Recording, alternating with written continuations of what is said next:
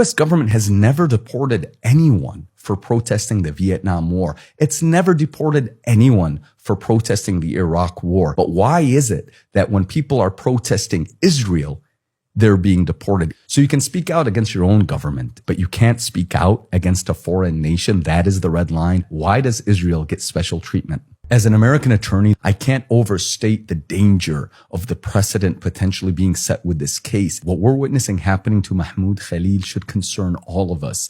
Mahmoud Khalil is a legal permanent resident. And what the government did is it equated his protesting of the genocide against the Palestinians, his protesting of the horrific crimes that Israel is engaging in, has been deemed to be supporting terrorism and against the national interest of the United States. And without any evidence, they've arrested him and essentially disappeared him. And what's outrageous is that this is right now coming from a Republican administration that claimed conservatives and Republicans were being politically targeted in the United States. In fact, the president pardoned the January 6 rioters because he claimed that they were being persecuted for freedom of speech. The MAGA movement and the conservative movement for a very long time has claimed the government is politicizing the legal system and engaging in lawfare. But now we see that the administration is doing this very same things. Right now, inflation is at an all-time high. People can't afford eggs or groceries. A recession's around the corner, and if the U.S. government decides to target the very little-known activist that spoke out against Israel, why is our government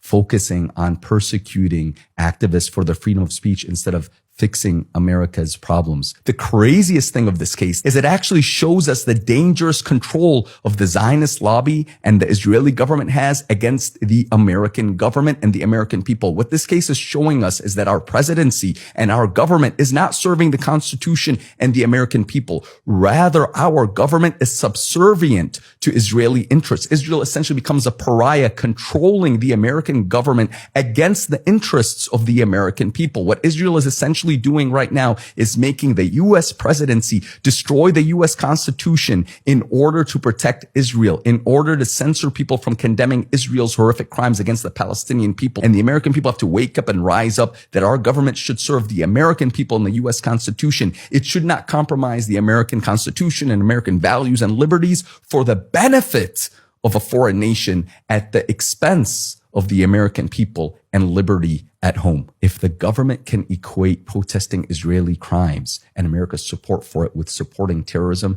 and deprive people in this land of liberty as a result of that, then essentially we've all lost the rights enshrined in the U.S. Constitution.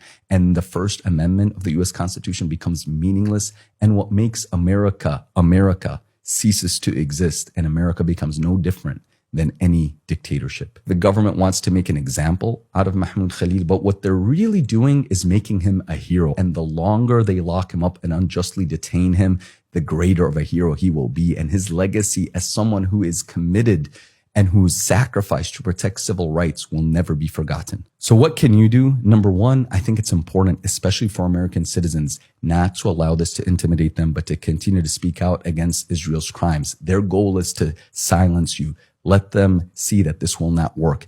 Number two is support his family in his case. Please click the link and do what you can. Remember, this isn't just about Mahmoud. This case is a battle for the future of freedom in America. If Mahmoud loses, all of us as Americans, Republicans, Democrats, conservatives, liberals, we all lose that freedom. The very soul of America is at stake. So click the link, support Mahmoud's case. My brothers and sisters, I speak out in this case, not as a Muslim, not as an immigrant myself, but rather as a proud American attorney who's taken an oath to protect the Constitution, and realizing that if the government succeeds in the persecution of Mahmoud, the U.S. Constitution is rendered meaningless and we lose the very soul of what makes America great.